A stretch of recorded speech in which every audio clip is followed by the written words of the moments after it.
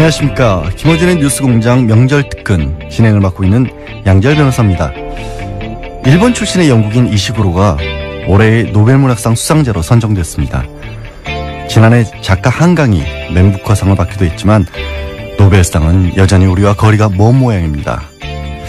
오는 9일 월요일은 한글날입니다. 우리처럼 고유의 말과 글을 가지고 있는 나라, 더구나 오랜 역사까지 지켜온 나라는 많지 않습니다. 게다가 우린 첫걸음 뗄 무렵부터 독서 모임, 논술 강의를 시작해서 시, 소설, 수필, 평론까지 넘칠 만큼 배우지 않던가요?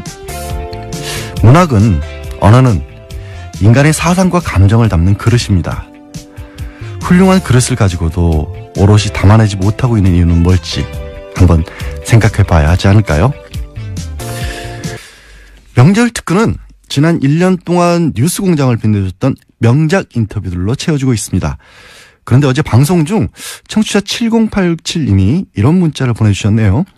명절 특근 며칠째 듣고 있는데 제가 못 들은 인터뷰들이라 그런지 또 들으니, 못 들었는데 또 들으니 하여튼 참 좋습니다. 기왕 하는 김에 최동욱 검찰총장님 인터뷰도 들려주세요.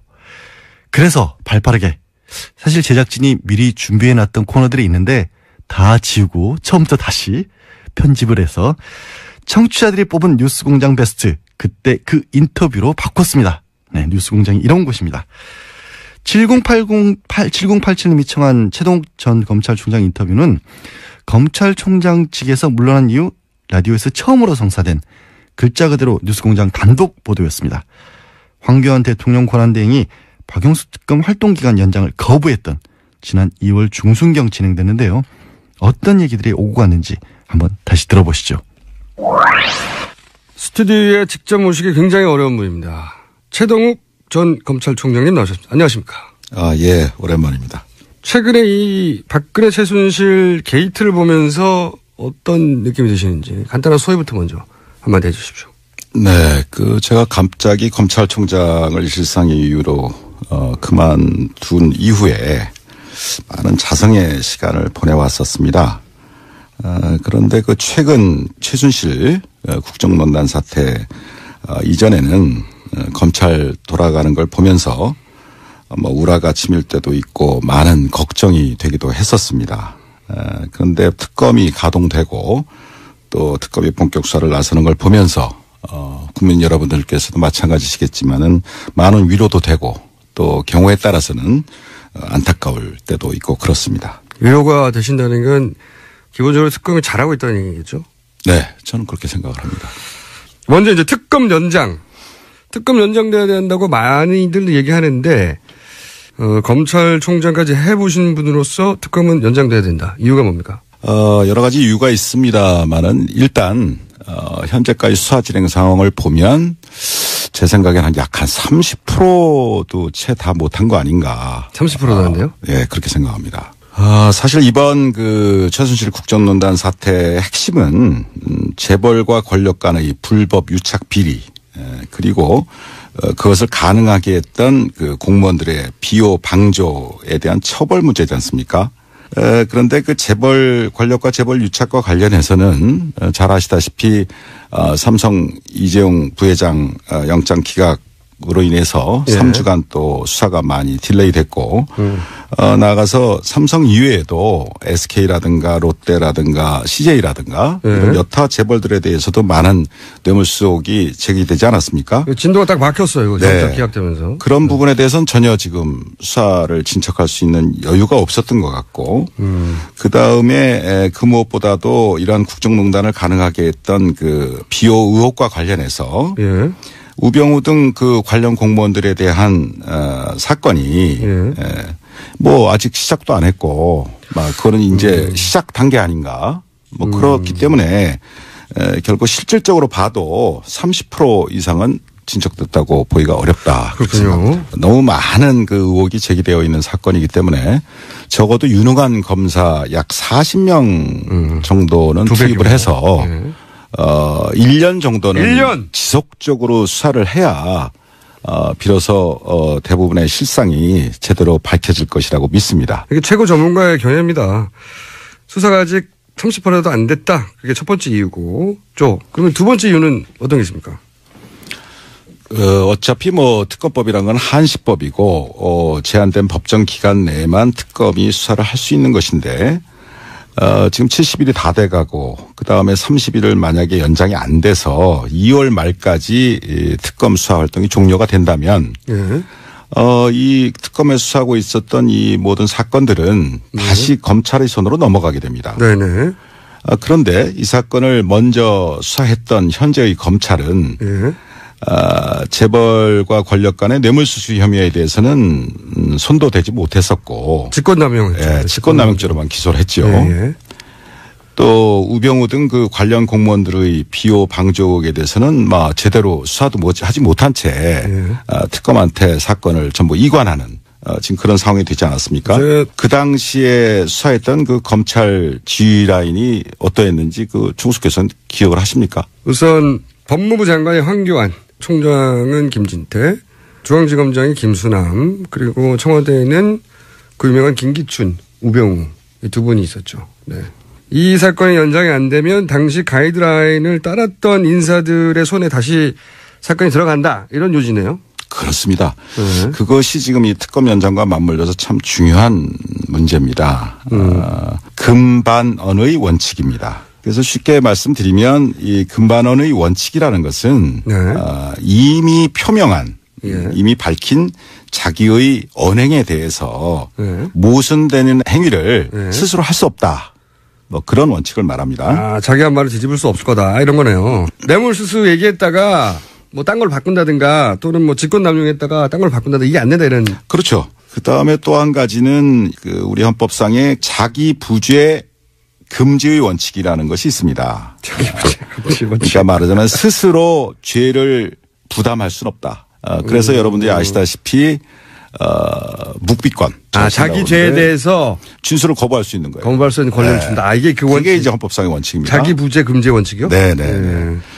자기 자신이나 또는 자기 자신이 속한 조직, 기관에 대해서 스스로 수사해서 처벌한다는 것은 현실적으로 기대하기가 참 곤란합니다. 그러니까 결국은 자기의 상사, 동료, 후배를 스스로 수사하게 되는 그러한 참 어려운 그런 상황이 예상이 되는 것이죠. 이번에도 특검법을 도입해서 특검이 수사를 하게 된 것도 바로 그런 이유입니다. 네. 이해했습니다. 그럼 만약에 특검이 연장이 안 될 가능성이 점점 농후해지고 있는데 만약에 정말로 특검 연장이 안 되고 지금 우려하신 대로 넘어갔어요. 그럼 구체적으로 무슨 일이 벌어집니까? 수사를 하다 보면 가장 중요한 것은 수사 기밀의 유지입니다. 그렇겠죠. 수사 기밀의 유지고 또 수사 기밀이 유출이 되면 그 수사와 관련된 이해 관련자들이 여러 가지 측면으로 작용을 하게 됩니다. 증거를 조작하거나 인멸하거나 뭐 대답을 준비하거나 또 압력을 넣는다거나 뭐 여러 가지 문제가 있기 때문에 그 부분이 굉장히 중요한 것인데 특검법은 이제 그걸 보장하고 있는 거죠. 독립성을.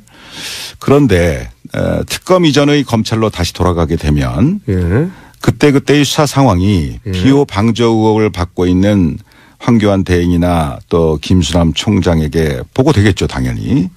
그렇게 되고 뭐 그렇게 되면 경우에 따라서는 수사를 방해하는 가이드라인이 다시 작동할 수도 있고 또 거꾸로 수사검사들에게 영향과 압박이 내려가게 될 것이고 뭐 한마디로 의혹 대상자들이 수사를 지휘하는 참 웃지 못할 그러한 특검 이전의 상황으로 돌아갈 수 있다는 것이죠.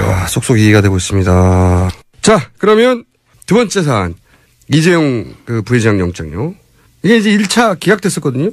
이렇게 기각하는 게 맞습니까? 어떻게 보세요? 권력과 재벌이 유착된 이런 대형 사건들의 경우에는 통상적으로 장기간에 걸친 치밀한 계획 아래 합법의 가면을 쓰고서 공조직 등의 다양한 채널을 동원해서 입체적으로 이루어지게 됩니다. 또 더 나아가서 사후에 문제가 생겼을 경우에도 그 과정에서 벌어진 개별적인 행위들은 전부 합법적이고 공적이고 하는 그런 탈을 쓰게 됩니다.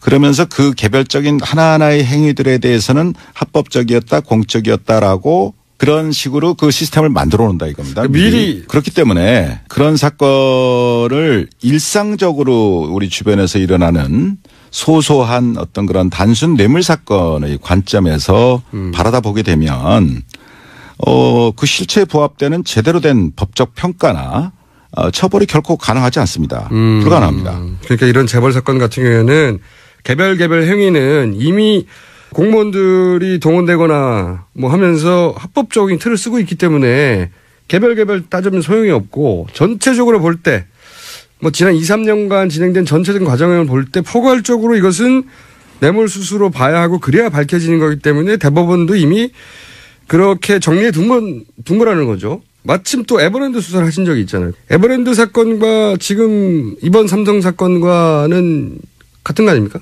본질적인 차이가 있습니다. 두 사건에는. 아, 그래요? 네. 어떻게 있습니까? 물론 삼성그룹의 지배권을 승계시키거나 강화한다는 측면 또 그로 인해서 경제적인 이득을 봤다는 면 뭐 그런 것은 공통점이 있습니다. 그렇죠. 그래서 같아 보이는데. 네. 그러나 에버랜드 사건의 경우는 우선 삼성 계열사, 그러니까 삼성그룹 내부죠. 삼성 계열사와 그 투자자들만 손해를 본 사건입니다. 아, 그렇죠. 일반 국민이 아니고. 그렇죠. 삼성 계열사와 그 투자자들, 예. 즉 에버랜드의 주주들입니다. 이 사람들이. 예. 그러니까 삼성 계열사가. 예. 그럼 삼성 계열사가 손해를 보면서 본 사건인데 삼성 계열사가 손해를 보니까 삼성 계열사에 투자한 투자자들도 손해를 보게 된다는 거죠. 그렇죠. 그런 의미에서 삼성 계열사와 그 투자자들만 손해를 봤죠. 범위가 그 정도인데 손해 네. 범위가. 그런데 이번 사건의 경우를 보면 2,100만 명 말이 그렇지 천문학적인 인원 아닙니까? 국민의 반인데 2,100만 명이 넘는 국민연금 가입자 전체가 잠재적인 손해자가 됐단 말입니다. 손해를 봤단 말입니다. 맞죠. 예.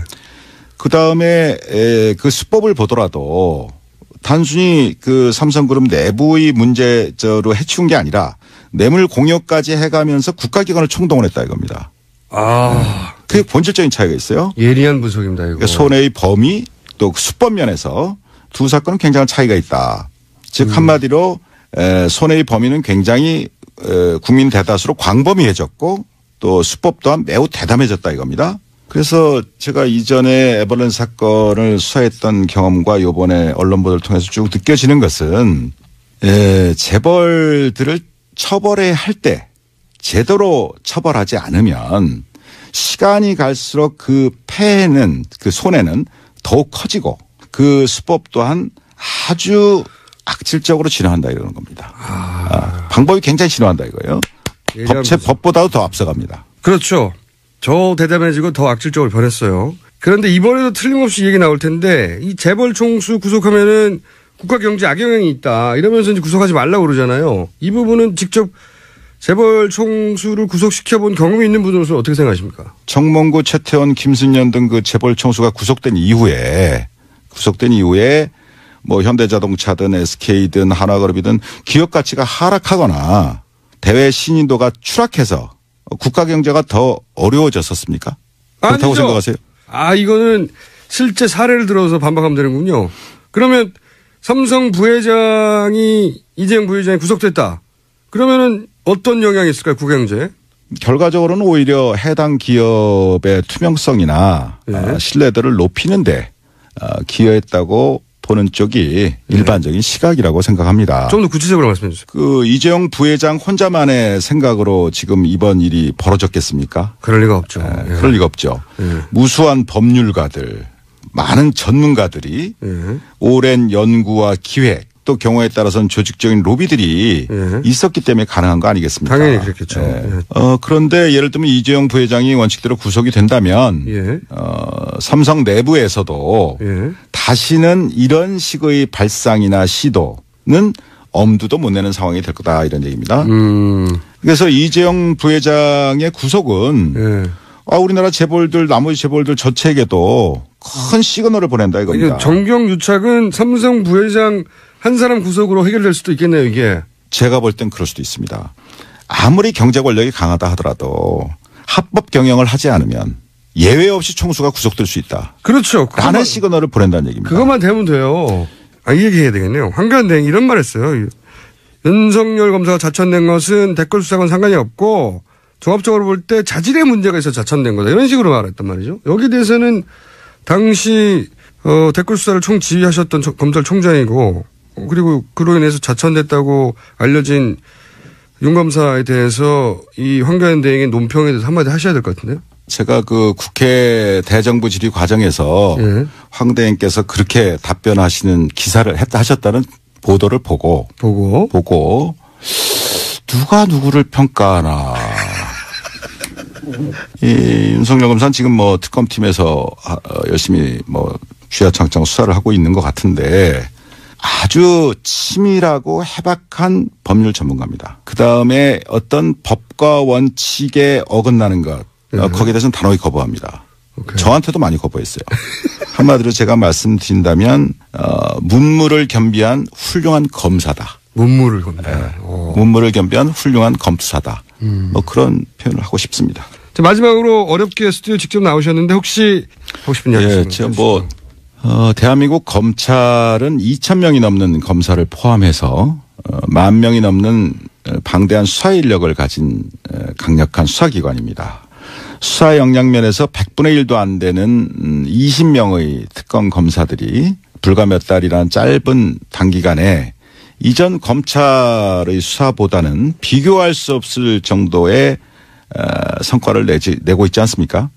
이번 특검을 보면서 권력의 개가 되어서 권력의 입맛에 맞게 수사하는 것과 국민의 검찰로 법과 원칙대로 수사하는 것의 이 극명한 차이를 그리고 검찰이 이 지경이 되도록 만든 정치 검사들의 말로를 우리 정의로운 젊은 검사들이 마음에 새기고 잊지 말기를 바랍니다. 자기 손에 쥐어진 칼로 자신의 팔다리를 베어서라도 국민의 검찰로 다시 태어나기를 바랄 뿐입니다. 마음에 와닿는 마지막 말씀이었습니다. 지금까지 어렵게 모신 최동욱 전 검찰총장이었습니다. 감사합니다. 감사합니다. 예. 내공이 깊은 분들이 말씀하시는 거, 과거의 예측을 들어보면 깜짝깜짝 놀랄 때가 있는데요. 최동욱 전 총장도 개별 사건으로 뇌물죄 여부를 따지기는 굉장히 어려울 것이다라고 했는데 아닌 게 아니라 법원은 이재용 부회장에 대해서 포괄적 청탁을 이유로 유죄 판결을 했었죠. 정말 어떻게 보면 예측이 실현된 셈인데요. 최동욱 전 총장께서는 얼마 전에 원서훈 전 국정원장 유죄 선고 받는 걸 보면서 사필 규정이다. 또 끝까지 수사팀의 방패막이가 되어주지 못해 안타깝고 아쉬웠다라는 그런 소감을 털어놓기도 했었습니다. 문자 몇 개 볼까요? 가재는 송편님, 최동욱님, 블랙리스트 피해자 문성근 김미아 씨 잘 변호해 주세요. 얼마 전에 국정원 주도 블랙리스트 피해자를 위해서 최 전 총장께서도 무료 변론을 해주기로 하셨지 않습니까? 특검이 30%밖에 못해서 아쉽다고 하셨는데 최 전 총장께서 직접 한번 실력 발휘해 주시기 저도 부탁드리겠습니다. 그래서 그런지 7488님은 최동욱님을 다시 검찰총장으로 복권시켜야 맞다라는 말씀도 주셨고요. 2881님, 공장장 목소리가 빨리 지나가서 아주 시원하고 좋네요. 예, 마음 같아서는 인터뷰도 아예 다시 제가 하고 싶습니다. 네, 명절 특근 2부 진행하겠습니다. 문자들이 조금씩 들어오고 있긴 한데요. 아직도 뉴스공장에 문자 보내는 방법을 물어보시는 분들이 많으세요. 아니, 얼마 전에는 심지어 유럽에서 문자 보내는 법을 모르겠다면서 엽서를 보낸 분도 계셨다는데, 아니, 공장장은 아직까지도 이걸 알려주지 않고 있다는 게 말이 됩니까? 제가 한 2번 대리 진행하면서 몇 번 알려드렸는데 오늘 또 다시 알려드리겠습니다. TBS 주파수가 95.1MHz지 않습니까? 그것만 기억하시면 됩니다. 0951, 95.1이니까 0951, 짧은 글 50원, 긴 글 100원의 정보 이용료 붙고요. 50원, 100원 비싸다, 돈 쓰기 아깝다, 이런 분들은 카카오톡 플러스 친구에서 TBS 라디오와 친구 맺기 하시면 무료로 참여하실 수 있습니다. 네, 뉴스공장 명작 인터뷰 두 번째 인터뷰는 청취자 7139님이 청해 주신 건데요. 우리 상조 하고 싶은 거 다 해. 어색하다. 김상조 형님 인터뷰 다시 듣고 싶습니다 라고 요청하셨는데, 재벌 저격수에서 을의 눈물을 닦아주는 갑질 저격수로 거듭난 분, 불과 얼마 전 지난 8월 진행했던 김상조 공정거래위원장 인터뷰였는데요. 뉴스공장 작가들이 공정위 인터뷰 담당자를 2달 동안 들복 가서 성사시켰다고 합니다. 예, 털복숭이 공장장에 가려서 보이지 않지만 제작진의 수고가 정말 많은 뉴스공장입니다. 인터뷰 다시 들어보죠. 우리 사회 을들이 비명을 지르는 건 공정위가 일을 제대로 안 해서다. 네. 김상조 공정거래위원장 스튜디오에 직접 나오셨습니다. 안녕하십니까? 네, 안녕하십니까? 네, 이렇게 높으신 분께서 직접. 위원장 되시기 전에 공정위원장 혹시라도 되시면 네. 저희 방송에 꼭 먼저 나와달라고 부탁을 저희가 그렇게 신신당부를 했는데도 불구하고 지난주에 MBC를 먼저 출연하셔가지고 예. 저희 같은 중소방송사를 먼저 챙기셔야 할 공정위원장께서 대형 방송사부터 출연하시면 방송의 공정거래 굉장히 나쁜 시그널을 줍니다. 예, 뭐 제가 요즘은 기업들에게서는 갑일지는 모르지만 또 네. 언론이나 그 국회에 대해서는 또 의리거든요. 그러니까 저도 눈치 봐야 할 때가 많습니다. 대형 방송사부터 출연하면 안 되는 거거든요. MBC 얼마나 큽니까? TV에서 건물 달랑 하나예요. 조그만 거. 그래도 뭐 김어준 총수의 영향력은 뭐 MBC 못지 않다고 생각을 하고 있습니다. 그럼 먼저 오셨어야죠, 여기를. 네, 섭섭합니다. 예, 알겠습니다. 요즘 제가 그 언론을 보다 보면 이야, 공정위가 이렇게 힘이 센 곳이었나. 공정위가 뭐 하는지 모르는 사람 진짜 많았어요. 예. 공정위가 뭐 하는 데입니까? 일단 설명해 주십시오. 말 그대로 공정한 시장 경제 질서를 확립하는 것을 조직의 책무로 하고 있는 중요한 기관이고요. 네. 다른 나라에서는 정말로 중요한 역할을 하고 있는. 다른 나라에서는 뭐 담합이라든가 기업들이 벌벌 떠는 조직이 원래 공정위 아닙니까? 그렇습니다. 미국 네. 같은 데서는 공룡 기업을 분할 명령을 내리기도 하고. 분할해라. 예. 그러니까 AT&T라고 장거리 전화를 독점하고 있던 회사를 4개로 쪼개는 독과점법 때문에. 네, 그렇습니다. 그런 역할을 하기도 했었죠. 예. 자본주의 사회인데 예. 스스로 성장한 기업을 니네가 독과점이니까 공정거래 거스리니 분할해라 이런 적이 있었어요? 네, 미국에서 그런 적이 있었습니다. 뭐 그럴 정도로 힘이 세고요. 예. 그게 제대로 작동하는 자본주의네요, 말하자면. 사실 우리나라 공정거래위원회도 선진국의 경쟁당국이 하고 있는 좁은 의미의 경쟁 정책에 대해서는 굉장히 열심히 일을 해왔습니다. 좁은 의미라 하면? 그러니까 이제 말 그대로 독점 네. 또는 이제 담합 네. 이제 이런 거를 그러니까 규제하는 역할이고요. 그래서 사실 어제 언론 보도에도 났습니다마는 GCL이라고 이런 세계의 경쟁 당국을 평가하는 기관에서 우리나라 공정위를 최우수 경쟁 당국으로 평가를 했고요. 아시아에서는 유일한 평가를 받은 기관입니다. 근데 우리나라에서는 공정위가 이렇게 다른 나라에서 보는 것처럼 좁은 의미의 경쟁 당국으로서의 역할만을 하는 것이 아니라 네. 우리 사회에서 논란이 되는 것처럼 재벌 개혁이나 또는 이제 갑을 관계를 개혁하는 이제 이런 부분이 공정위에게 추가로 과제로 주어져 있는 것이죠. 그래서 우리나라 국민들은 아마 공정위 하면 다른 나라의 국민들이 생각하고 있는 그런 과제들보다는 재벌 개혁과 갑을 관계 해소 이제 이런 쪽을 먼저 생각할 수밖에 없는 상황이었고 이제 그런 측면에서 그동안 공정위가 국민의 기대에 걸맞는 역할을 하지 못했던 것이 이제 공정위에 대해서 비판이 일부 있었던 원인이라고 할 수가 있겠습니다. 일부 아니고 많이 있었습니다. 제가 지금 현직 공정거래위원장입니다. 그렇게 평가하시면 제가 조직에서 영이 안 섭니다. 예. 아니, 근데 지금 공정위에서 일하시는 분들은 굉장히 뿌듯할 것 같아요. 공정위에 이렇게 주목받은 것도 처음이고 사실은 공정위원장 누군지 이름 기억 안 나거든요. 이제는 공정위원장 누군지 다 알고 그리고 공정위가 하는 일에 대해서 시민들의 박수도 많고 응원도 많고 그러니까 힘이 나지 않습니까?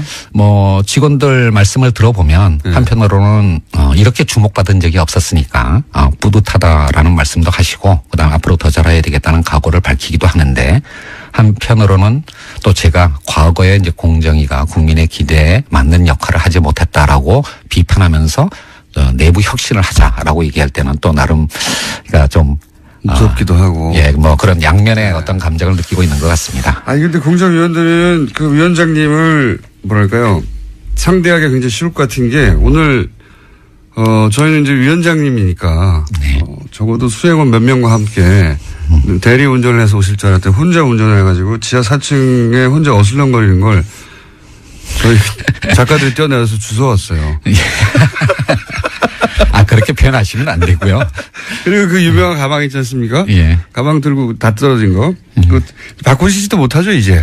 예, 뭐, 사실 바꾸고 싶은데. 제 차는 뭐 바꾸든지 아니면 이제 좀 칠을 새로 하든지 이렇게 하라고 자꾸 이제.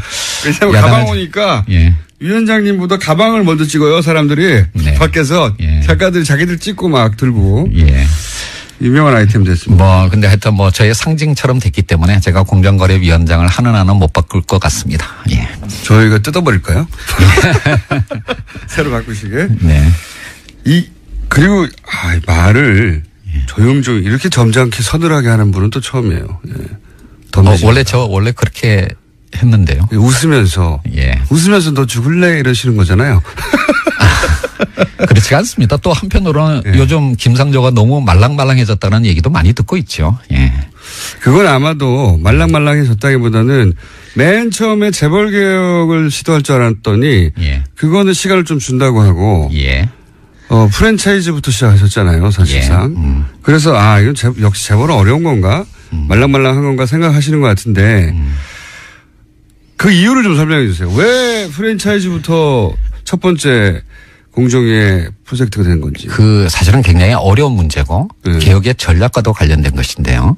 크게 보면 두 가지 접근 방법이 있을 수가 있습니다. 뭐 옛날에 사회주의 국가의 체제 전환 경험을 비춰본다면 러시아처럼 빅뱅 전략으로 가장 핵심적인 과제부터 먼저 하는 전략이 있을 수가 있는 거고. 삼성을 쾅 때린다든가. 네, 뭐 그렇게 접근할 수도 있는 거고 또 하나는 이제 중국의 만만디 전략처럼 주변에서 이렇게 성과를 만들어가는 그런 전략이 있을 수가 있는데 아마 빅뱅 전략을 취한다면 재벌 개혁을 가장 먼저 해야 되겠죠. 네. 그렇지만 이제 지금의 우리나라의 국회의 어떤 구조라든지 또는 이제 국민들의 어쩌면 두 개의 국가로 쪼개져 있는 이런 상황들을 생각을 한다면 재벌 개혁을 중심으로 하는 빅뱅 전략은 굉장히 큰 논란을 일으키고 우리 사회를 입법도 필요하죠.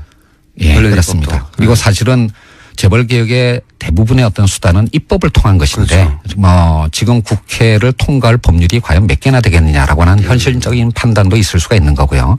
그래서 이제 저 개인적으로는 모든 국민들이 찬성할 수 있는 공감할 수 있는 그런 개혁과제 즉 우리 사회의 을의 눈물을 닦아준다라고 하는 그런 일상생활에서의 어떤 불공정 문제를 먼저 접근함으로써 개혁의 성과를 만들어내고 이것이 후퇴하지 않을 전진을 만들어내는 길이다라고 하는 공감을 만들어내는 전략으로 가는 것이 보다 현명할 수 있다라고 생각을 합니다.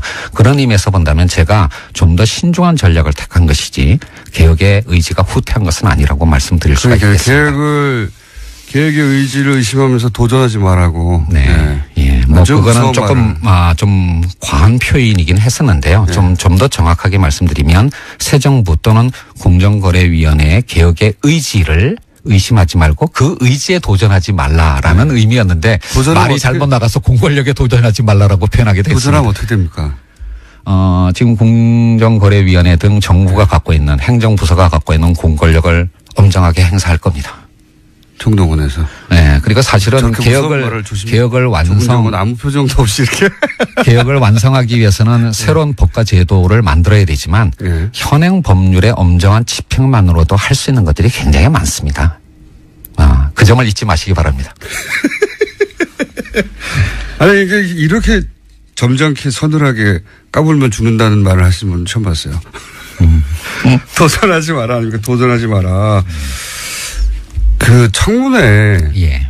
청문회를 처음 당해보신 거잖아요. 당연히 그렇습니다. 예. 네. 부적격 후보였어요. 기억하시는지 모르겠는데. 네네. 예.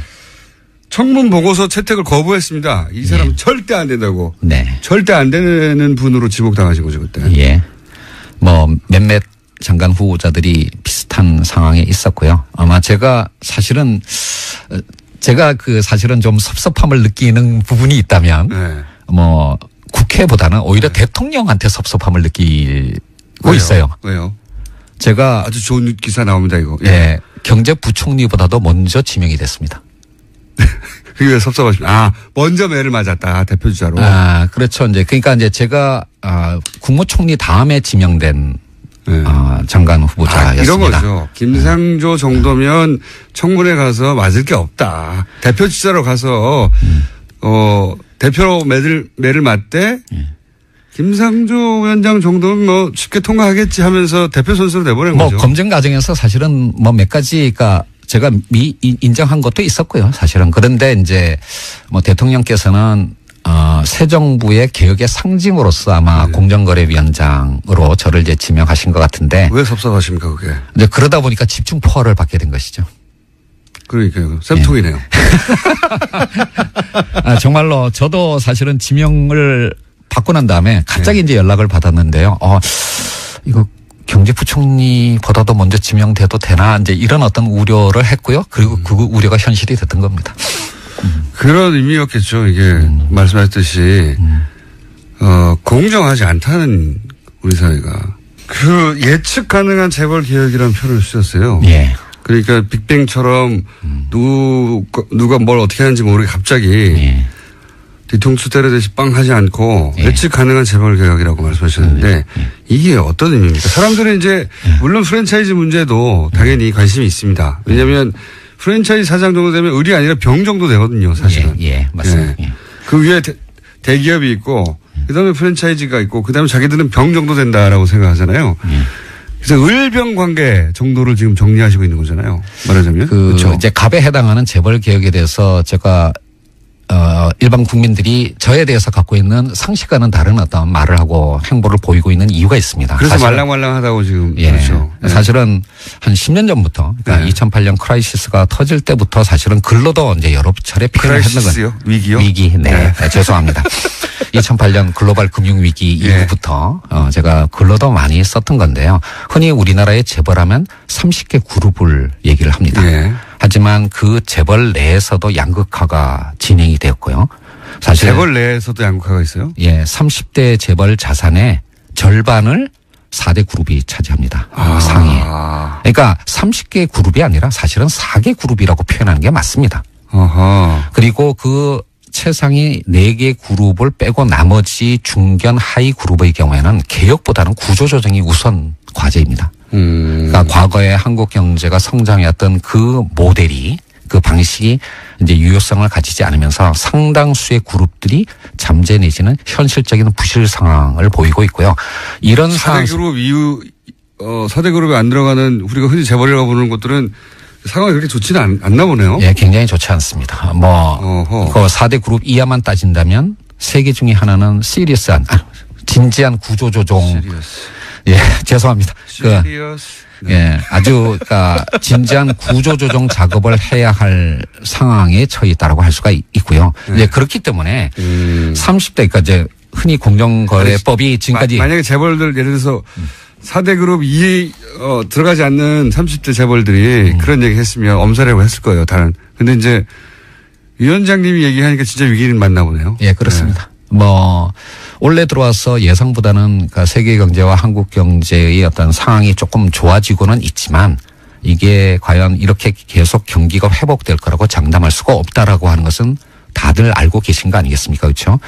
경기가 조금 다시 나빠지기 시작한다면 잠재됐던 부실이 다시 수면 위로 올라올 그런 어떤 상태에 있는 그룹들이 상당수 있습니다. 이제 이런 상황이기 때문에 그동안 공정거래위원회 또는 공정거래법이 접근했던 것처럼 5조 이상이면 60개 그룹, 10조 이상이면 30개 그룹을 그냥 전부를 하나의 개혁 대상으로 정해놓고 동일한 수단을 적용하는 그런 방식으로 가게 되면 실패할 가능성이 높다라고 하는 겁니다. 왜냐하면 이렇게 많은 숫자의 그룹을 대상으로 하는 규제를 하다 보면 규제의 기준을 한 중간쯤에 설정할 수밖에 없는데 그렇겠죠. 그러면 정작 제대로 규제를 해야 될 상위 그룹한테는 효과가 없는 거고 하위 그룹한테는 과연 규제가 되는 이제 그런 어떤 악순환 속에서 규제의 일관성을 유지하지 못하고도 계속 또 이제 후퇴하게 되는 악순환을 보였던 게 그게 과거 정부의 재벌 개혁의 실패의 원인이라고 생각을 한 겁니다.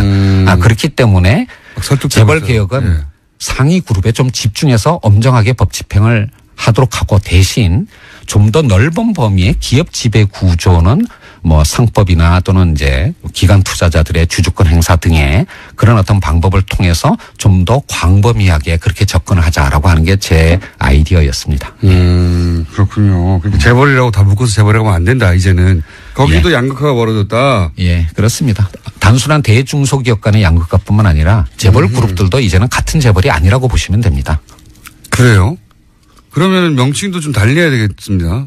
설득되고 있어요. 제가 잘 모르는 분야이기 때문에 그런 건지. 예, 뭐 제가 총수님을 설득할 수 있으면 뭐 비교적 잘하고 있는 거라고 생각을 합니다. 설득되고 있습니다.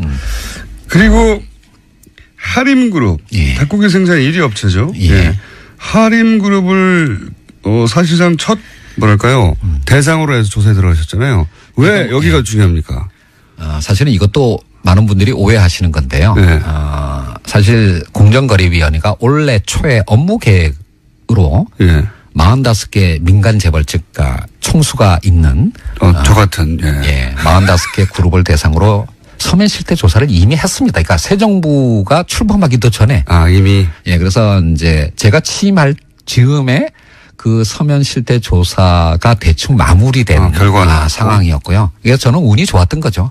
그 결과를 받아서 일감 몰아주기의 혐의가 좀 강하게 나타나는, 지금 뭐냐면 서면 조사만으로는 현실을 알기는 어려우니까 이제 현장 조사를 나가야 되지 않겠습니까? 이제 그런 현장 조사를 나갈 수 있는 서면 조사 결과가 제가 딱 취임하면서 제 손에 쥐어진 겁니다. 그래서 이제 대상이 되는 그룹들이 이제 뭐 여러 개가 있었는데요. 뭐 그 중에서 지금 몇 개의 그룹을 조사할 예정이다 또는 조사하고 있다 이런 말씀은 절대 드릴 수가 없습니다. 예, 이런 개별 기업에 대한 조사는 언제까지나 확인도 부인하지 않는 그런 입장을 갖고 있는데요. 뭐 하림의 경우에는 이미 언론 보도가 된 상황이고 뭐 일감 몰아주기 부분과 함께 일감 몰아주기가 왜 나쁜지 좀 설명해 주십시오. 이거는 이제 재벌의 어떤 부와 경영권의 승계와 관련된 문제인데요. 뭐 다들 아시는 것처럼 옛날에는 그냥 공익재단을 이용하기도 하고 물타기 증자를 하는 게 1세대 방식이었습니다. 그러다가 이제 요즘 논란이 되는 이재용 부회장 등등의 뭐 전환사채라든지 뭐 하여튼 이제 주식과 연계되는 회사채를 이용하는 그런 방식이 2단계였고 일감 몰아주기가 이제 부의 편법 승계의 3단계쯤 해당하는 어떤 방식이라고 할 수가 있는데요. 왜 그렇습니까?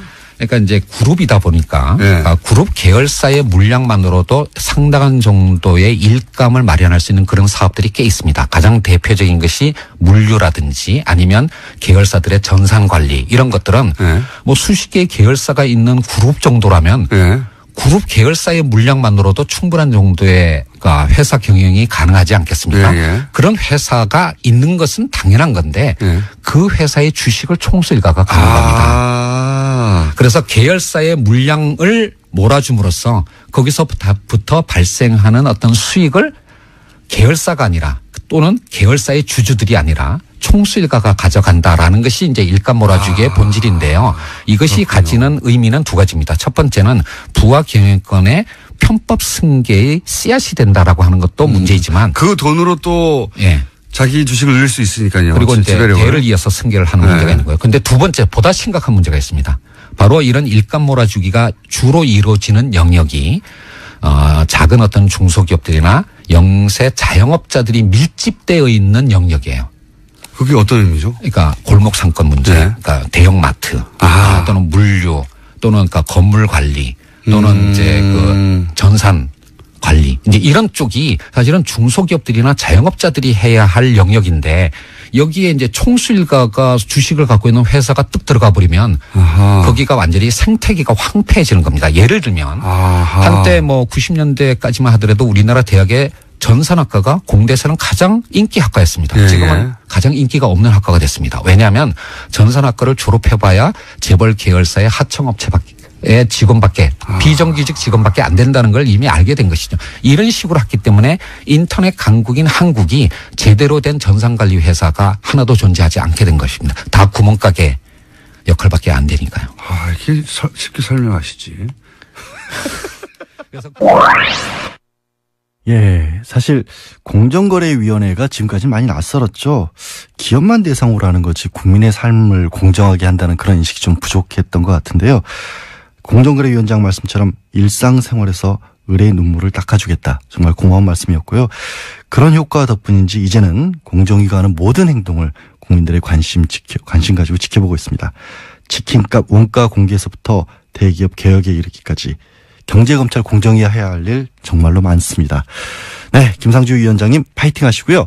문자 소개를 해드려야 되는데 제가 아까 잘난 척하면서 공장장은 소개 안 해주는 문자 번호를 알려드린다고 했는데 8420-8260님이 따끔하게 지적해 주셨습니다. 샵을 앞에 넣어야 한다. 샵 0951. 예. 95.1MHz의 0951인데 앞에 샵을 넣으셔서 샵 0951 하셔야 됩니다. 유연영님, 방송 듣다 가끔 답답할 때도 있었는데 드디어 문자를 남길 수 있게 되었네요. 네. 3954님, 김상조 공정거래위원장님, 겸허한 공직자로 자세 많이 배우고 알게 돼서 좋은 시간이었습니다. 예, 김보라님 연말에 귀국하는 애청자시라는데요. 얼마 전 1주년 기념 공개방송 못 가서 아쉬웠는데 연말에 연말 특집 한번 꼭 해주세요. 어차피 김어준 공장장이 하는 거니까 부담 가지 마시고 일단 나 몰라라 한다고 질러주면 뭐 김어준 공장장 별 수 있겠습니까? 네, 연말에 공개방송 하겠습니다. 네, 저는 모릅니다. 양지열 삼행시를 4426님이 보내주셨어요. 양심에 어긋나는 일 하지 않고 을을 세우는 변호사 겸 진행자. 이거 닭살 돋으려고 하는데 끝까지 읽겠습니다. 지혜롭고 편안한 진행자, 열혈 팬들을 위해 한가위도 쉬지 않고 나와 세상에 들려주는 멋진 진행자라기보다는 청취자분들이 계시기 때문에 저는 그냥 나와서 진행할 뿐입니다. 괜히 골랐다. 너무 감사드리고요. 김어준의 뉴스공장 명절 특근 3부 시작합니다. 저는 양지열 변호사고요. 응원 문자를 계속 많은 분들이 보내주고 계세요. 0323님, 양지열 변호사님네요. 추석 연휴에도 진짜 수고 많으세요. 보내주셨고, 그 밖에도 5199님, 2836님, 3362님, 많은 분들이 저를 응원해주고 계시고요. 1954님, 오늘 알았어요. 문자 보내는 걸. 60대 뉴스공장 열혈 팬입니다. 라고 남겨주셨고요. 그래도 또 공장장을 찾으시는 분들도 여전히 많이 문자를 보내주고 계신데요. 혹시 스테이크 드시러 가시면 물어보잖아요. 고기 어떻게 구워드릴까요? 그때 레어로 구워주세요라는 말씀을 불어로 하실 줄 아는 분 계세요, 혹시? 제가 왜 이걸 여쭤보냐면요. 공장장이 자기 강아지를 부를 때 부르는 이름이 고기를 레어로 구워주세요를 불어로 한답니다. 그게 도대체 뭔지 모르겠어요. 혹시 불어 잘하시는 분 있으시면 문자 보내주시면 제가 소개시켜드리겠습니다. 아무래도 공장장은 축산협회 CF 모델을 노리고 있는 것 같습니다. 고기를 어찌 그리 좋아하는지. 뉴스공장 청취자들이 뽑은 다시 듣고 싶은 그때 그 인터뷰 소개해드리고 계신데요. 세 번째는 정말 뉴스공장 레전드급 인터뷰입니다. 최순실 국정농단 사태가 처음 무르익었던 지난해 11월 뉴스공장을 찾아온 익명의 제보자가 있었습니다. 당시에는 승마업계 관계자로만 소개됐지만 사실은 무려 정유라와 함께 승마를 했던 친구의 아버지, 그러니까 정유라 친구의 아빠 하신 거죠. 인터뷰하던 김어준 공장장이 그야말로 숨이 넘어갈 정도로 웃게 만들었던 바로 그분, 청취자분들도 빵빵 터지게 했던 이분의 얘기 다시 한번 들어보겠습니다.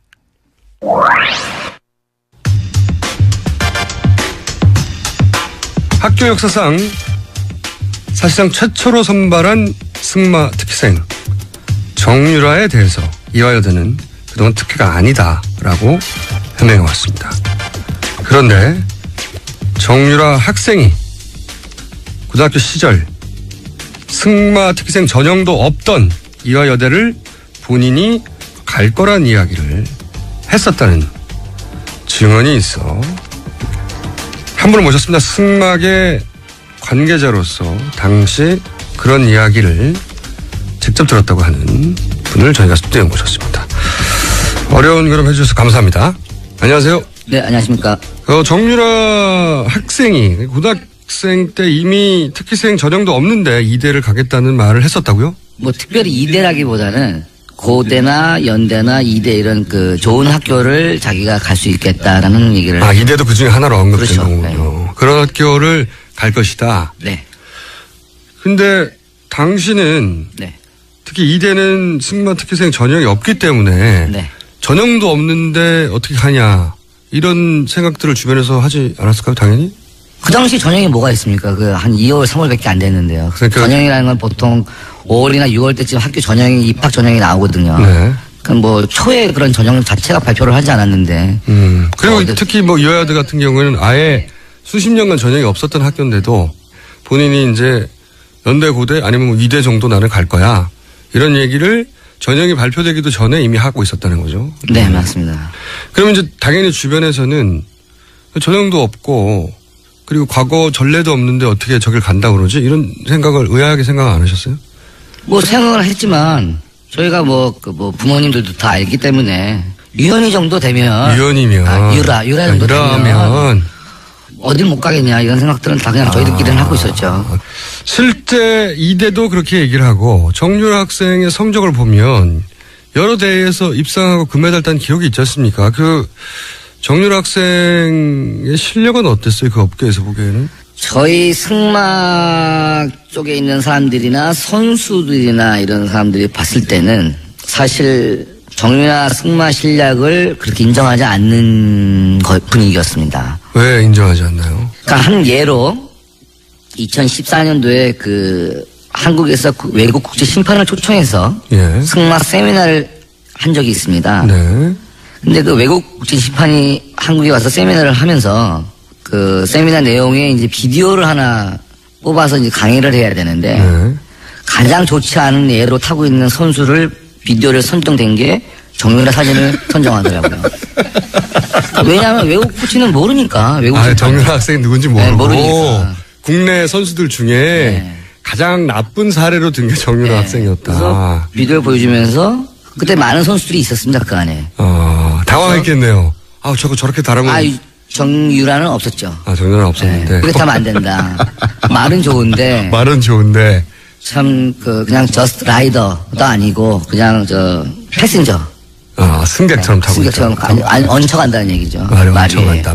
가장 나쁜 사례로 들었다고요? 그렇죠. 근데 그렇게 성적이 1등 아니면 2등밖에 안 했다고. 이 승마는 좀 약간 좀 다른 종목과 좀 특이한 부분이 있습니다. 그래서 아무래도 말의 능력치가 높은 말이 좋은 성적이 나올 수 있는 종목입니다. 이게. 비싼 말을 타면 성적이 나온다. 비싼 말이라기보다는 뭐 그런 경우가 대반이지만 저렴한 가격의 말을 사서 잘 호흡을 맞춰서 선수가 잘하면 또 성적이 그렇죠. 나오고. 좋은 결과가 나올 수도 있죠. 선수 실력이 없으면 비싼 말로 커버할 수 있다는 정도. 그렇죠. 지금 삼성에서 요번에 지금 언론에서 나오고 있는 삼성에서 스폰해준 말 있지 않습니까? 네. 그런 말 같은 경우에는 굉장히 훌륭한 말이거든요. 네. 기본적으로 상식은 정유라가 그 말을 타면 무지하게 잘 타겠나 생각을 할 수 있지 않습니까? 네. 근데 성적은 너무너무 안 나왔잖아요. 국제대회에서. 네. 그런 예를 보듯이 말이 좋다고 해서 기수가 실력이 안 되면 아무리 좋은 말을 갖다 놔도 그 말의 영향을 뿜어내지 못하는 겁니다. 정유라 선수를 거의 한 10년 가까이 시합하는 모습을 봐왔습니다만 그 아시안 게임에서 금메달 땄을 때가 아마 그 선수의 가장 일생일 때 최고의 실력이 아니었나 싶습니다. 그럼 그 이전의 성적들은요? 일단 결과적으로는 거의 1등을 했어요. 나갔다 하면 1, 2등을 다 해왔고 하지만 제가 이렇게 말씀드려야 될지 모르겠지만 일단은 심판들이 전부 다 같은 편입니다. 그게 무슨 의미입니까? 한국 마장마술 이 판이 워낙에 작아요. 예. 심판도 한 대여섯 명밖에 없고 예. 선수도 한 20명 안짝이고요. 예. 그러다 보니까 서로 간에 다 알고 있는데 예. 정의원이 코치가 심판이지 않습니까? 정유라 학생의 코치가 코치도 심판을 보고 코치도 하고 말도 보고. 수입하고 모든 걸 다 해요. 예. 그러면 유현이는 점수가 어떻게 되겠습니까? 못 줄 수가 없죠. 제가 데리고 있는 애인데 못 주면 제 능력이 안 되는 걸로 나오고 제가 연결해준 말인데 그 말도 또 성적이 안 나오면 저는 뭐가 되겠습니까? 그렇게 되는 겁니다. 다른 심판들은 또 어떻게 합니까? 유현이 엄마가 워낙 파워가 세지 않습니까? 그래서 만약에 다른 심판들이 점수를 제대로 안 주면 어떻게 되죠? 한 예로 예. 저희가 2014년도인가? 그렇죠. 14년도에 시합을 한번 한 적이 있었습니다. 2014년이면 유현이가 고3 때. 고3 때. 고3의 성적이 중요하죠. 네. 그때 늘 1, 2등을 하고 왔었는데 한 대회에서 1등을 놓쳤습니다. 한 대회에서. 네, 2등, 3등 했죠. 2등, 3등. 네, 1등을 놓쳤는데 엄마가 갑자기 붕괴하더라고요. 우리 딸이 1등을 못한 거에 대해서. 또 재밌었던 게 제가 그 옆에 있었어요. 마침 네. 현장 오셨군요. 네, 그래서 그냥 가만히 있었죠. 제가 뭐라 그러겠습니까. 그래서 그런가? 그래서 1등 안 됐네 이렇게 얘기를 했죠. 그랬더니 엄마가 화를 많이 내더라고요. 심판들이 능력도 없는 것들이 심판 본 적도 없는 것들이 알지도 못하는 것들이 건방지게 심판에 들어와서 대도 않는 점수로 점수를 준다. 그래서 2, 3등 안 되겠다 저것들. 네, 안 되겠다 저것들. 그러더니 뭐 이제 뭐 쑥닥쑥닥 하고 그러더니 없어지더라고요. 네. 그러고서 시합이 그리고 한 2-3시간 있다 시합이 끝났어요. 모든 경기가 이제 그날 당일 시합이 다 끝났죠. 끝났는데 갑자기 상주 경찰서 형사분들이 막 시합장에 들어오시는 거예요. 경찰 대회 네. 끝나자마자요? 네. 아니 뭐 그래서 우리는 이건 또 뭐야? 아니 뭐 시합에 경찰이 왜 와? 뭐 누가 뭘 신고를 했나? 별의별 생각들 다 하죠.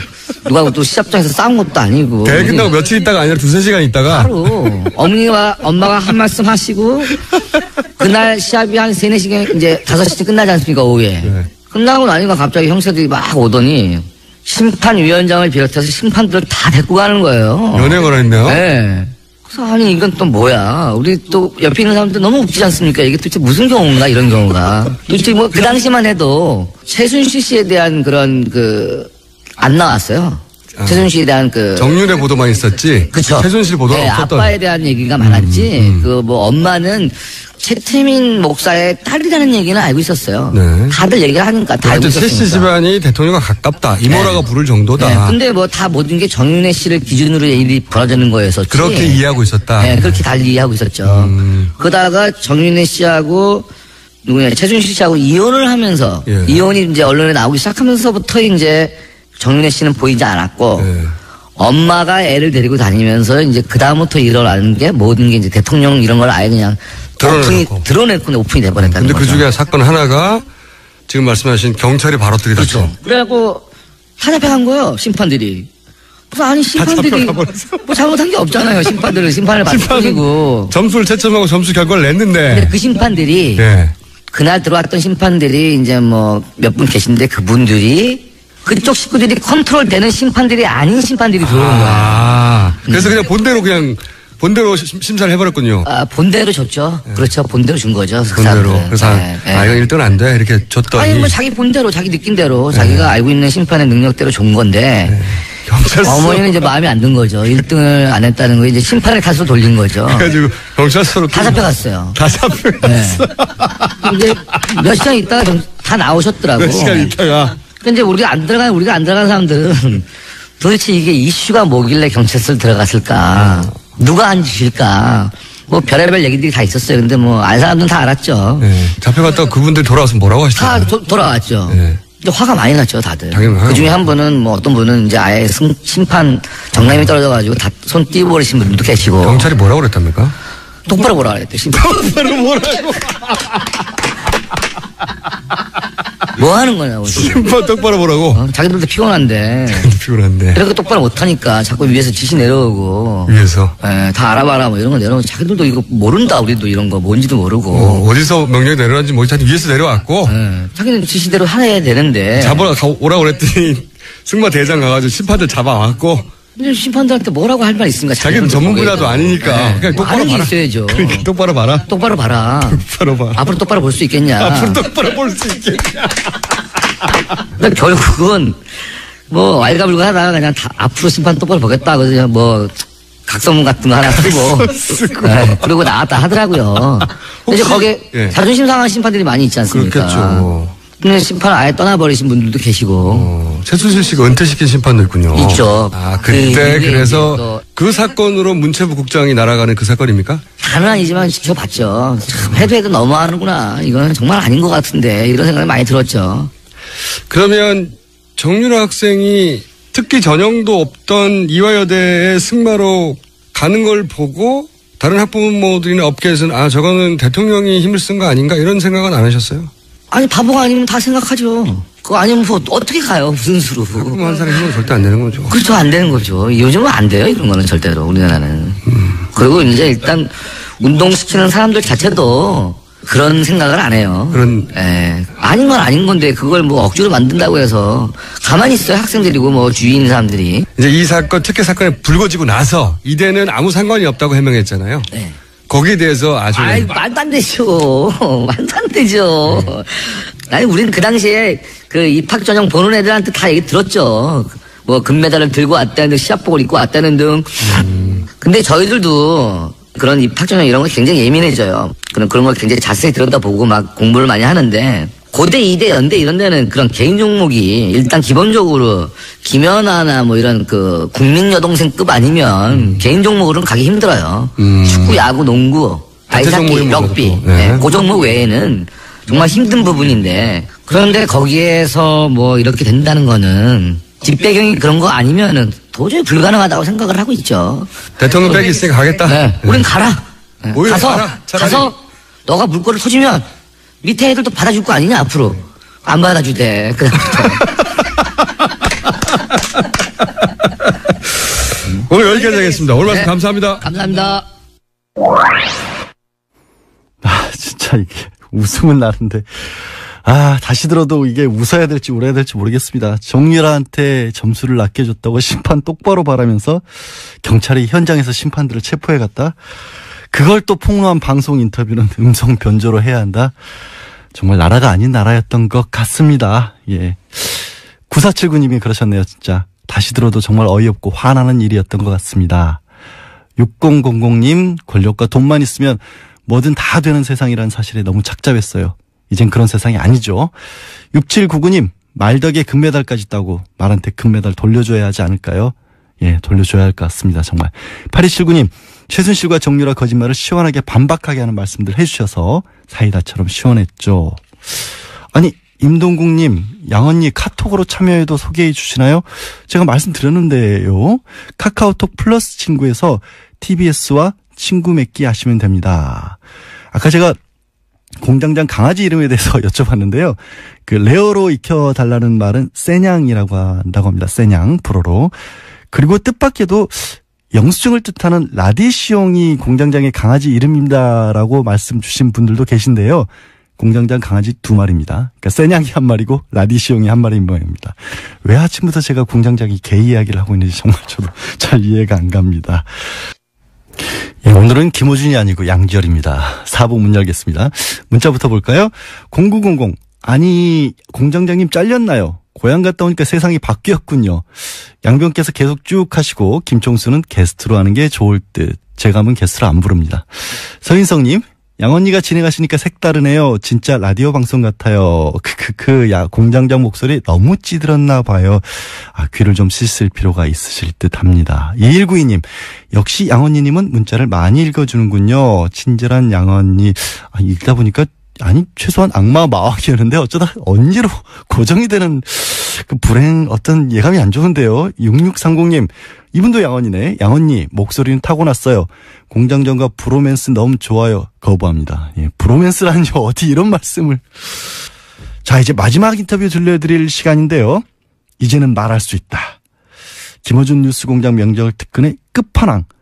마지막으로 만나볼 주인공은 바로 상암동 본드 김상욱 씨입니다. 네, 이분 국정원 임원 출신이세요. 그리고 지난 2012년 대선 때 사실 국정원 댓글 사건을 최초로 세상에 알린 분이었습니다. 그리고 짐작하시겠지만 박근혜 정권에서 굉장한 고초를 겪으셨는데 뉴스공장을 통해 처음으로 방송 출연을 결심하셨죠. 김상욱 씨 얘기 다시 한번 들어보시겠습니다.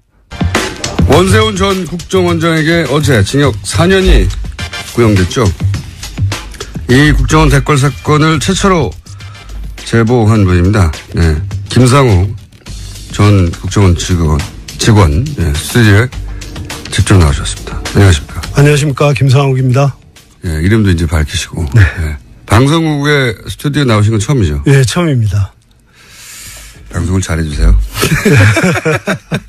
우선 국정원을 언제 어떤 업무를 하다가 어떤 직급에서 퇴직을 하셨습니까? 저는 이제 수사로 시작을 해서 맨 마지막에 나올 때는 산업 스파이 잡는 일을 하다가 부의사관으로 3급으로 3급 부의사관. 2009년 6월에 퇴직했습니다. 2009년 6월. 이게 이제 부의사관 국정원의 어떤 직제를 잘 모르니까 대기업이라면 이게 어느 정도 되는 직급인 거죠? 부장. 이사요? 이사. 높은 분이셨구나. 높지는 않습니다. 이사. 이사죠. 예. 예. 그렇군요. 그러면 임원이라고 볼 수 있네요. 예, 임원급. 그러다가. 근데 왜 퇴직을 하신 거예요? 이게 제가 시기를 보니까 노무현 대통령 서거 바로 다음 달에 퇴직하셨더라고요. 네. 제가 원래 6년, 7년 이때 당시 안기부가 예. 김대중 대통령 선거에 15대 대선에 개입을 해서 북풍을 일으켰어요. 그렇죠. 근데 네. 그걸 총풍도 있었고 제가 이제 사전에 막았었거든요. 막았었는데 결과적으로 네, 그러니까 이 댓글 사건 이전에 큰 사건이 있었죠. 김대중 후보 낙선을 위한 북풍 공작. 예, 네, 이게 있었죠. 그것의 뇌관을 제가 이제 당시 박지원 그 평민당 기조실장을 통해서 이제 뇌관을 사전에 제거를 했었는데 그것 때문에 이제 이명박 정부 들어서면서 한마디로 이제 정권을 뺏기는데 제가 굉장히 이제 김대중 전 대통령의 당선에 기여한 거 아니냐라고 찍힌 인물이었다는 거죠 그때 이미. 기여를 했죠. 그래서 이제 기여를 했죠. 이제 김대중 대통령께서 처음에 대통령이 되신 뒤에 당시 안기부를 방문을 하셨는데 그때 이제 제 안부를 물어주셨어요. 그게 이제 안부를 묻다 보니까 만천하에 김상욱이 정말 그랬구나 이렇게 이제 결국은 공표하는 결과가 됐는데 이제 그러다 보니까 보수 진영에서는 제가 이제 지켜왔겠죠. 아주 굉장히 나쁜 놈이 된 거죠. 그래서 이명박 정부가 들어서고 나서 제가 본부에서 산업 스파이 검거 업무를 하고 있었는데 갑자기 인천으로 보내더라고요. 자천에 되셨고. 인천에서 원래 1년 부서간 이동은 1년이 되지 않으면은 이동을 할 수 없게 돼 있어요. 근데 9개월 만에 그때 다시 원세훈이 오더니 2009년 2월에 원세훈이 와가지고 제가 2009년 3월에 다시 일주일간 조사받고 그 DJ 당선에 대해서는 뭐 그때 북풍 공작이 있었다는 것은 이제 재판을 통해서 밝혀진 거니까 그걸 문제 삼지 않고 98년도에 정권이 바뀐 뒤에 약 500여 명이 안기부를 떠났어요. 그런데 정상적인 절차를 밟아서 떠났음에도 불구하고 그때 당시에 살생부를 김상욱이 네가 만들지 않았느냐. 그렇게 조사를 일주일간 하더라고요. 사실이 아닌데도. 사실이 아니죠. 살생부를 제가 살생부를 만들 정도로 뭐 그런 위치에 있지도 않았고 그리고 직원 개개인에 대해서 제가 관심이 없었고 그랬는데 그게 이제 사실 무근으로 밝혀졌는데 근데 왜 그만두셨어요? 그래도 인사조치를 해라 그래가지고 대구로 뭐 하여튼 자청하게 됐었는데 그랬는데 대구에서 했는데 2009년 5월 23일 날 노무현 대통령께서 서거를 하셨는데 이 막 그 연화장으로 이렇게 화장하는 그 이제 장례 차량이 중계되고 그랬었어요. 생중계했죠. 전국민이 다 봤죠. 그걸 보면서 직원들이 그 고인을 폄훼하는 마치 저 들으라고 하는 듯한 얘기 굉장히 견딜 수가 없었어요. 노무현 대통령의 화장 장면을 보고 국정원 직원들이 입에 담기 어려운 얘기들 제가 차마 방송에서는 하기 어려운 욕설을 막 하더라. 뭐 그런 얘기. 잘 죽었다 한마디로 이런 식의. 그때 우리 사회 보수 쪽에서 막 이렇게 폄훼하는 말들이 있었지 않습니까? 그런 얘기들을 국정원 직원들이 제 주위에서 하고 그랬어요. 저 들으라는 듯이 마치. 그러고 있는데 원세훈은 또 그때 직원들을 삼천교육대라고 해가지고 우리끼리 영어로 삼천교육대 했는데 나이 먹은 직원들을 다시 강도 높은 훈련을 해서 아마 본인 의사는 그렇게 하면은 사표를 내지 않을까 생각을 했던 것 같아요. 근데 거기에서 벌어서 부모 봉양하고 자식 키우고 그런데 아무리 힘들어도 사표를 낼 수 있겠습니까? 계속 다니니까 사표 내는 직원이 없으니까 원세훈 원장이 그때 원장이 방송 용어로 적절할지는 모르겠는데 이 자식들은 아무리 밟아도 사표 내는 놈 하나 없다. 그래서 그 두 가지. 그 정도는 방송 용어로 아주 적절합니다. 예. 그래서 그 두 가지가 도저히 제가 있을 수 있는 조직이 아니다. 그래서 제가 사표를 내게 됐습니다. 그런데 이거 있지 않습니까? 제가 이제 그 어디서 보니까 당시 97년에 김대중 후보 낙선 부품 공작을 세상에 알린 장본인이신데 근데 후배들에게 그렇게 말씀하셨다면서요. 나는 조직원의 의무를 저버렸지만 야당 후보를 용공 조작해서 빨갱이로 모는 것은 그걸 막은 시민의 의무는 지켰다. 그러니까 네. 조직원의 의무는 저버렸으나 시민의 의무는 지켰다. 이렇게 얘기를 후배들에게 하셨다는데 제가 궁금한 건 이런 겁니다. 국정원 내에 그런 김상욱 씨의 발언에 공감하고 그렇게 유사하게 생각하는 직원들이 있습니까? 그래서 댓글 사건이 이제 세상에 모습을 드러내게 됐던 거죠. 제가 후배들이 제가 이제 김대중 대통령 그 용공 조작을 막았다라는 것은 다 알려졌어요. 네. 국정원 내부에서는. 대통령이 와서 그런 말을 했다니까요. 예, 알려졌는데. 그게 첫 번째 정권 교체였거든요. 역사적인. 그렇죠. 예. 예. 근데 저는 그냥 제가 이제 뭐 당연히 해야 될 일이었다라는 생각을 했는데 뭘 바라고 한 게 아니라 좀 세계적으로 망신스럽잖아요. 나중에 노벨 평화상을 받으신 분인데 그런 분을 무슨 빨갱이니 어쩌니. 용공 조작 많이 했죠. 예, 세계적으로 망신을 당할 일이다. 그래서 막았는데 후배들에게 제 나름대로의 변명을 한다고 한 것이 선배로서는 존경하지 마라. 조직 선배로는 존경하지 마라. 그래서 조직 윤리는 저버렸지만 내가 국정원 직원이기 전에 대한민국 국민이었다. 대한민국 국민의 의무는 절대적인 것 아니냐. 난 그걸 지켰을 뿐이다. 그러니까 그걸 이해하고 그런 따라준 후배들이 꽤 있었어요. 국정 내부에 있어요. 그 후배들이 제가 퇴직한 이후에 내부에서 있었던 부조리한 면들을 얘기를 토로를 하고 격정적으로 토로하고 하면서 제가 이제 댓글 사건도 캐치를 하게 된 겁니다. 그 선배 그 사이에 이런 일들이 있었어라고 하면서 이제 그 김상욱 씨가 나오면서 했던 나는 시민으로서 의무가 중요하다고 생각했다고 하는 발언에 대해서 동조했던 내부 직원들 중에 일부가 와서 선배 이제 이런 일도 있어요. 이제 국정원 내부에 이런 토론하는 과정에 국정원 댓글 사건도 그렇죠. 나온 거군요. 네. 국정원 댓글 사건 말고 다른 건 뭐 있었습니까? 다른 건 무슨 보수단체 지원 문제도 이미 그때 있었고 NLL 크게 문제가 됐던 NLL 장난이죠, 장난. 네, 뭐 NLL 포기를 했다라는 남북 정상 대화록 몇 부가 뭐 누구를 통해서 새누리당 쪽으로 유출이 됐다. 그것도 이미 그때 알고 계셨고. 이미 전부 사실은 그 민주당에는 보고가 됐던 사안입니다. 사전에. 근데 그러면 그거 말고 또 있습니까? 우리가 잘 모르는. 좀 있는데 지금 말씀 방송으로 할 수 없네요. 방송으로 하긴 너무 좀 민감한 얘기들이 많고. 궁금해라. 하여튼 그런 내용들 중에 그 국정원 댓글이 있었군요. 내부적으로. 네. 그 이후로는 이제 전개 상황을 압니다. 그러니까 뭐 간단하게 얘기해서 이제 대북 심리전하는 부서가 북한이 아니라 국민들 상대로 심리전 한 거잖아요, 이게. 그렇죠. 예. 네. 국민이 마치 적인 양 하고 국민들 상대로 심리전을 한 건데 당시에 제가 굉장히 안타깝다고 한 것은 분명히 댓글 작업이 광범하게 이루어지고 있다는 것들은 사람들이 눈치를 알고 있었거든요. 예. 저도 당시 이제 나는 꼼수다라는 방송을 하면서 4대 보험 되는 곳에서 하는 것 같다. 왜냐하면 댓글이 달리는 게 그 출퇴근 시간이 너무 일정하다. 뭐 이런 얘기도 했었고. 그런데 안타까웠던 게 뭐냐면 그 당시 역삼동 오피스텔 앞 대치 상황 있지 않습니까? 네.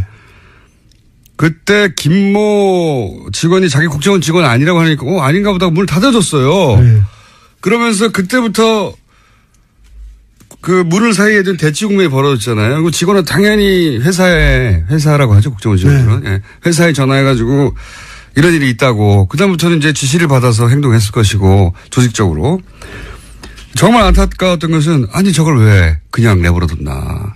들어가는 걸. 저 문을 당장 부셔서라도 그 노트북이랑 그 휴대폰을 빨리 접수해야 되는데 저걸 왜 못하고 있지? 정말 안타까웠거든요. 제가 보면서. 네. 그때 그 현장을 보셨을 거 아닙니까? 그런 생각 안 하셨어요? 원래는 제가 며칠간 해서 이제 현장도 확보를 했고 대상도 특정을 했고 그랬는데 제가 왜 직접 안 가셨어요 그때? 절름발이로 위장을 하고 있었어요 제가. 그래서 그게 왜 위장을 했냐면 네. 장비가 필요한데 네. 가장 긴 게 뭘까 생각해 보니까 목발이 가장 길더라고요. 그래서 목발을 가지고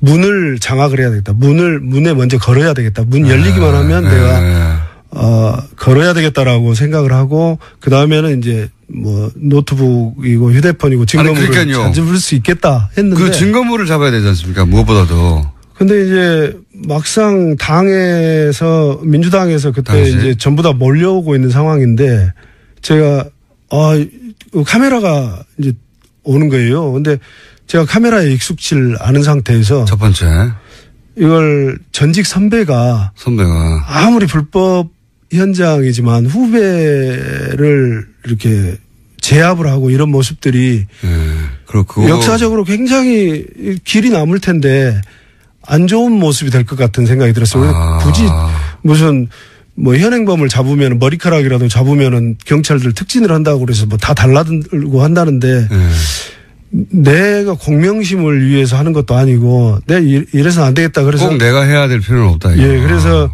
그때 민주당원들을 한 2시간 정도 교육을 시켜서 이렇게 하라고. 틀림없이 국정원 직원 아니라고 할 거다. 그건 100% 아닙니까? 예, 그래서 그런데 만약에 이제 폭행 사건이 있으면 단순 폭행 정도로 입건은 될 수 있다. 하지만 지금 이제 정권을 놔두고 싸우는 건데. 네. 반드시 확보해라. 반드시 다른 거 필요 없다. 들어가면 노트북과 랩탑이 있을 건데 랩탑은 필요 없고 핸드폰과 노트북을 반드시 확보를 해라. PC는 필요 없고 노트북과. 뭐 그것만 잡으면 이제 전부 다 확보할 수 있다. 이렇게 얘기를 했는데. 저도 너무 당연한 것 같은데. 또 그리고 제가 밖에 서 있는데 들어갔던 분이 나왔어요. 그러면서 저를 보고 국정원 직원 아니라는데요. 그래서 어떻게 됐습니까? 그랬더니 들어갔어요. 이런 거. 그걸로 역사가 바뀐 겁니다. 그래서 제가 현장을 떠났죠. 현장을 그러면서 제가 현장을 떠났습니다. 그게 그렇게 된 거군요. 네. 아니 저는 저 장소를 특정할 정도의 정보면 대단히 고급 정보 선수가 했을 텐데 어떻게 저 앞에서 아니라고 하고 그냥 문 닫고 나왔지? 이거 말이 안 되는 것 같은데? 그리고 왜 대치하고 있지? 바로 문 닫았으면 따고라도 들어가가지고. 아니, 그래봐야 결국 주거침입죄고. 그렇게 해서 확보할 수 있는 거는 지금 정권이 왔다 갔다 하는 증거물이지 않습니까? 그걸 어떻게 저렇게 바보같이 처리하고 있지 생각했었거든요. 근데 안 해본 사람들이 하다 보니까. 너무 황당했어요. 그리고 그냥 왔다는 게. 예, 너무 황당했고, 그것도 이제 처음부터 했으면은 그렇지만 전부 교육을 제가 시켜서 했는데 아마 이렇게 해라, 이렇게 해라 지시하셨을 거 아니에요. 제가 교육을 잘못 시키지 않았나 싶은 자괴감이 듭니다. 왜냐하면 국정원 직원은 본인이 국정원 직원을 인정 안 하잖아요, 원래. 다른 상황에서도. 네, 평소에도 절대. 안 하죠. 평소에도 안 하고 무슨 국정원에 전화를 해도 국정원 아니라고 그러거든요. 그리고 그 사람이 직접 받지 않으면 그런 사람 없다고 하거든요, 아예. 뻔히 자기 옆자리에 있는 사람인데도. 네. 근데 이제 교육을 시키면서 보니까 약간 국정원 현직 직원에 대한 두려움이 첫 번째로 느껴졌고. 이미 이제 이명박 시절을 겪으면서 그런 두려움이 더 쌓였겠죠. 두 번째는, 너는 국정원 출신이니까 그렇게 말할 수 있지라는 생각을 하고 있는 것 같았어요. 그래서 교육을 시키는데 2시간이 걸렸었어요. 그렇게 받고 가서도 아니라니까 바로 와버렸군요. 예. 그러니까. 진짜 아닌가? 이렇게 생각하면서. 아니요. 다행이다. 다행이다. 그리고 이게 역정보 아니었을까? 라는 생각도. 제가 이제 국정원 출신이다 보니까 혹시 역정보 아니었을까? 라는 생각도 있었지 않겠냐. 신뢰를 못하는 부분도 있고 두려움도 있고. 그러지 않았으면 정말 천재이루의 기회였잖아요. 결정적 찬스였는데요. 그런데 그 한마디에 돌아설 수 있었을까? 지금 생각해도 안타깝네요. 네. 지금 생각해도. 그리고 나서 대선에서 박근혜 전 대통령이 선출되는 걸 보면서 내 인생은 이제 무지하게 꼬이겠구나 이런 생각 안 하셨어요? 그 다음날? 그랬죠. 그날 밤에 이미 이제 당락이 결정되는 것을 보면서 큰일 났다. 큰일 났다. 이거 사고를 쳐도 크게 쳤는데 이걸 앞으로 5년 동안 어떻게 살아야 되나? 5년 뒤는 또 기약이 있나? 그런 생각을 했죠. 제가 대선 이틀 후에 비행기를 탔기 때문에, 네.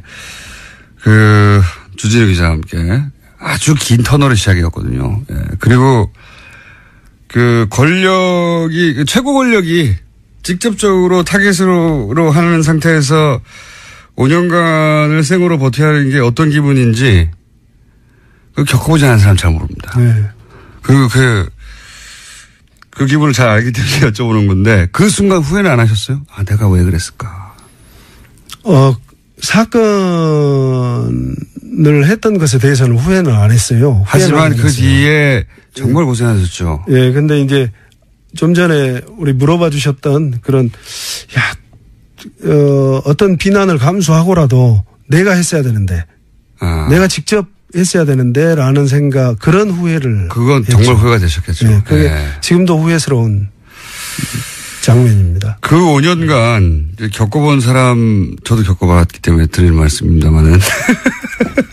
그 5년간의 압박.